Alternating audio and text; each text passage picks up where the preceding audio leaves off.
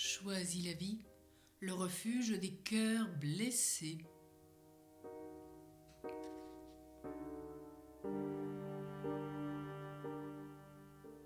Dans les récits de l'enfance, Jésus est désigné comme fils de David et fils de Dieu. Référence à une double filiation et donc à une double paternité selon la généalogie. Saint Joseph est l'engendrement, Dieu le Père. Dans une certaine mesure, il en est de même pour nous.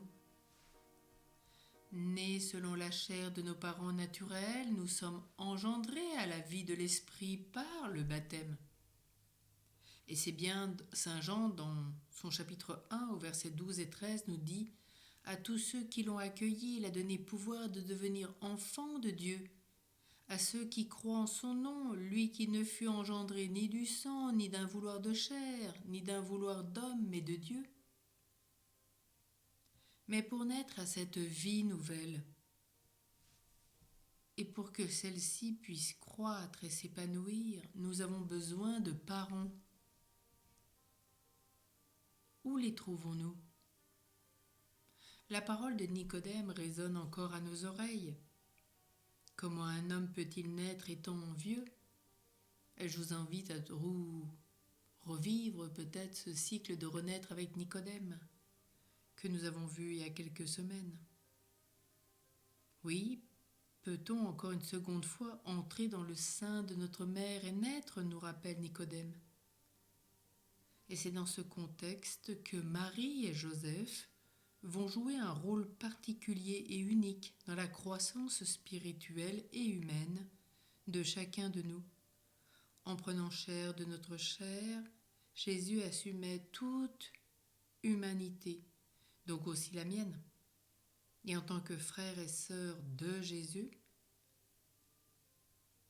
nous sommes tous, d'une certaine manière, fils et filles de Marie et de Joseph. Les privilèges et grâces qu'ils ont reçus pour accomplir leur mission particulière auprès de Jésus ne s'arrêtent pas à l'éducation du Fils de Dieu. En lui, ils ont reçu une part dans le ministère de paternité, de maternité de tout enfant du Père que nous sommes. Ce matin, aussi, chacun de nous est invité à bénéficier des fruits de ces privilèges.